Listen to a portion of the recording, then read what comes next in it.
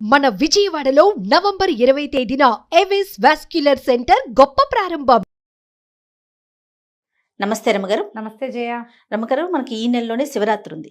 శివరాత్రి అనగానే ఉపవాసం, జాగరణ, వీటికి సంబంధించి ఎన్నో అనుమానాలు ఉంటాయి. ఎలా ఉపవాసం చేయాలి, జాగరణని ఎలా మొదలుపెట్టి ఎలా పూర్తి చేయాలని వాటి గురించి ఒక్కసారి డిస్కస్ చేద్దామండి. తప్పకుండా జయ. పర్వదినం ఇది మా అద్భుతమైన రోజు కదా. అవును, పండగలు మానేయచ్చు, పర్వదినాలు మానేయకూడదు. అవునండి. పర్వదినం మానకూడదు. మనకి ప్రతి నెల శివరాత్రి వస్తుంది. అవును, త్రయోదశి చతుర్దశి కలయిక. త్రయోదశి వెళ్తూ ఉండాలి, చతుర్దశి వస్తూ ఉండాలి. ఇలా ఉన్నప్పుడు దీన్ని మహాశివరాత్రి అని చెప్తారు. ఈ మాస శివరాత్రుల్లో అద్భుతమైన మాస శివరాత్రి మహాశివరాత్రి. మామూలుగా మహాశివరాత్రిలో తప్పకుండా మనిషి అయి పుట్టినవాడు శివారాధన చేయాలంటారు. చేయం మనం. అసలు మహాశివరాత్రులు జ్ఞాపకమే ఉండవు. అవును, చూసుకోరు. రోజువారీ క్యాలెండర్ పెద్దగా పట్టించుకోము. ఎవరికి ఉండదు, పెద్దగా పట్టించుకోము. కానీ మహాశివరాత్రి ఇది పర్వదినము. మనం శ్రద్ధగా భక్తితోటి వేడుకగా కూడా జరుపుకునేందుకు తప్పకుండా ఇది అవకాశం ఇస్తుంది. కాబట్టి ఈ ఒక్క రోజైనా మనం శివరాత్రి నాడు చెప్పబడేటువంటి విధి విధానాలు కనుక ఆచరిస్తే చాలా మంచిది. దీంట్లో కుల మత జాతి వయో విచక్షణ లేదు. పర్వదినం ప్రతివాడికి అవసరమే. ఎంత చిన్నది చేసినా ఫలితం ఇస్తుంది. ఈ పర్వదినాల ప్రత్యేకత ఏంటంటే నువ్వు చేసి తీరాలి అదేమిటో అమోఘంగా అనేం కాదు. నువ్వు ఏం చేసినా ఫలితాన్ని ఇచ్చే రోజు. నువ్వు రోజువారీ చేసేదే, రోజువారీ స్నానం చేస్తావు, రోజువారీ దండం పెట్టుకుంటావు అనుకో. అవును, సంవత్సరం అంతా పెడతాం. శివరాత్రి నాడు పెట్టింది కోటి రకాలుగా, కోటి గుణితంగా మనకి ప్రయోజనాన్ని ఇస్తుంది. మనకి ప్రయోజనం ఎక్కువ సిద్ధించే సమయాన్ని మనం వాడుకోవాలి కదా. అవును, ఎప్పుడు ఏం చేస్తాం మనం, ఆఫర్లు ఉన్నప్పుడు కొనుక్కుంటాం. ఇది బంపర్ ఆఫర్ మనకి. అందుకని ఈ రోజున భక్తి, శ్రద్ధ, తాత్పర్యాలతోటి వ్యవహరిస్తే బాగుంటుంది. ఇంకా ఈ రోజు అనుసరించాల్సిన విధి విధానాలు, జనరల్ శివరాత్రి యొక్క ప్రత్యేకత. శివరాత్రి అనగానే ఉపవాసం, జాగారం, అంతే. ఉపవాసించటము, జాగరణ చేయటము.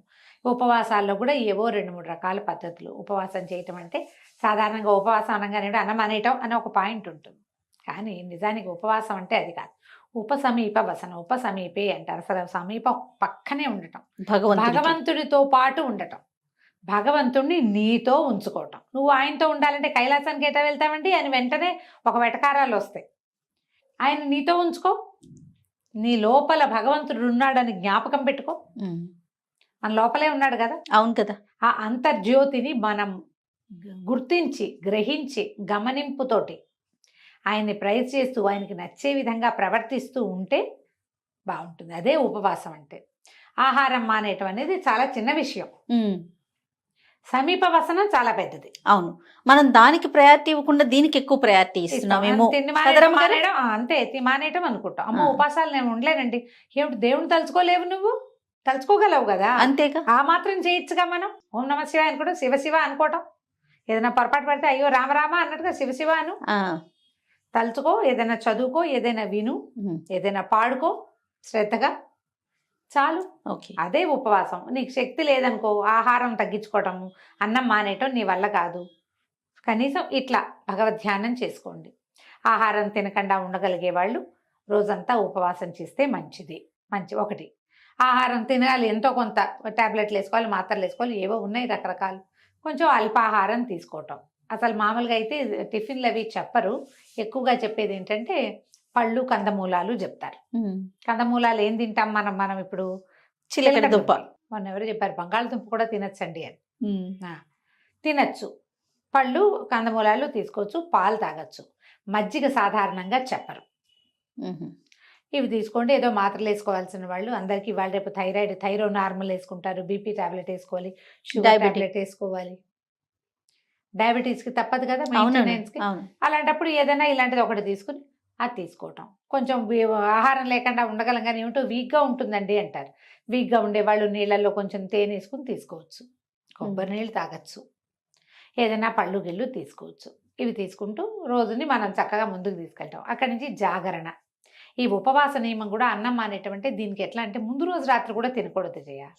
ఏకాదశి కూడా అంతే కదా. అవునవును, ముందు రోజు రాత్రి కూడా అన్నం తినకూడదు. ఏదో తద్భిన్నం ఏదో తింటారు, అల్పాహారం. అది తీసుకోవటం.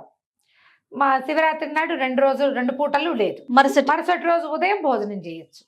స్నానం చేసి పూజా విధానం చేసుకుని ఏదైనా దేవాలయానికి వెళ్ళదలుచుకుంటే వెళ్ళొచ్చి ఆహార స్వీకారం చేయొచ్చు.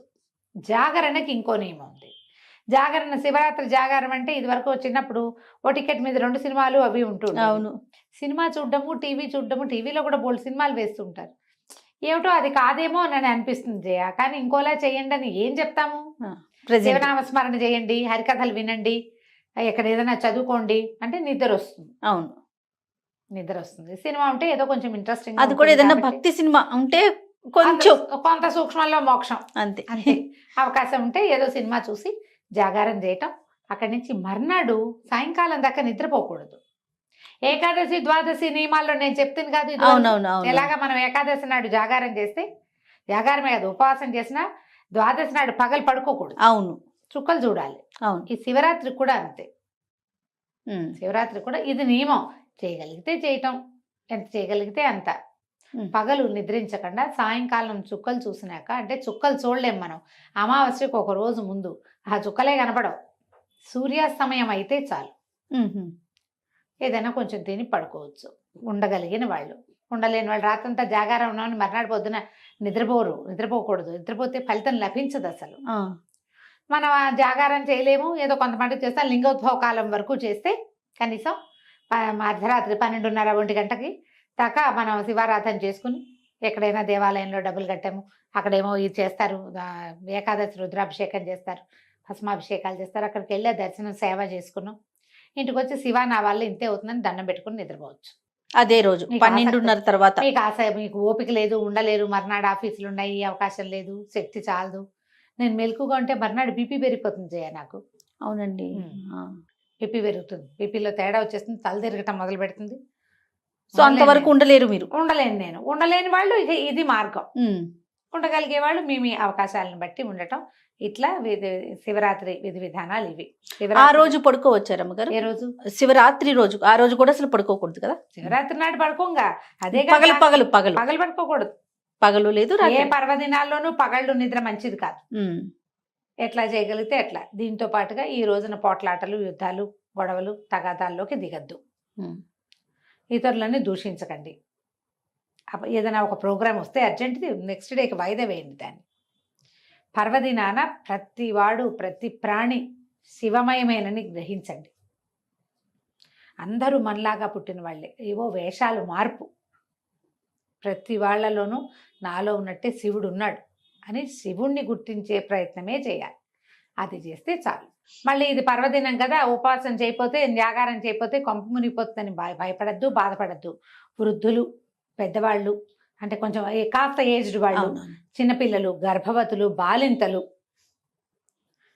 ఇలాంటి వాళ్ళు, ఏదైనా యాక్సిడెంట్లు అయ్యి కొంచెం మంచాన్ని ఉన్నవాళ్ళు, సమస్యల్లో ఉన్నవాళ్ళు, ఆరోగ్య సమస్యలు ఉన్నవాళ్ళు శివ అనుకోవటమే ఉపవాసము. ఇవాళ పరమశివుని యొక్క అద్భుతమైన దినం అని జ్ఞాపకం పెట్టుకుని ఈ పర్వదినాన్ని నామ సంకీర్తనతోటి పూర్తి చేసుకోండి. ఉపవాస జాగారాలు మీరు చేయకపోయినా పర్వాలేదు. ఎవరైనా కడుపుతో ఉన్న వాళ్ళు మేము చేసా అని ప్రశ్నలు తెగేస్తారు, అలాంటివి చెయ్యొద్దు. ఆహార స్వీకారం లేకపోతే ప్రెగ్నెన్సీలో చాలా ఇబ్బందులు అవుతాయి. బాలింతలు కూడా పాలుండవు పిల్లలకి. అందుకని అటువంటివి చేయబోకండి. శివుణ్ణి తలుచుకోండి. వీలైతే ఒక దేవాలయ దర్శనం చేసిరండి, అవకాశం ఉంటే. మళ్ళీ ప్రెగ్నెన్సీలో 7వ నెల వచ్చాక ఇంకా దేవాలయ దర్శనం కూడా లేదు, ఇంట్లో కూర్చునే దేవుణ్ణి తలుచుకోండి. అంతే. ఇట్లా మనం శివరాత్రిని ముందుకు తీసుకెళ్ళాలి. రైట్ అమ్మగారు. నమస్తే అండి. నమస్తే జయ.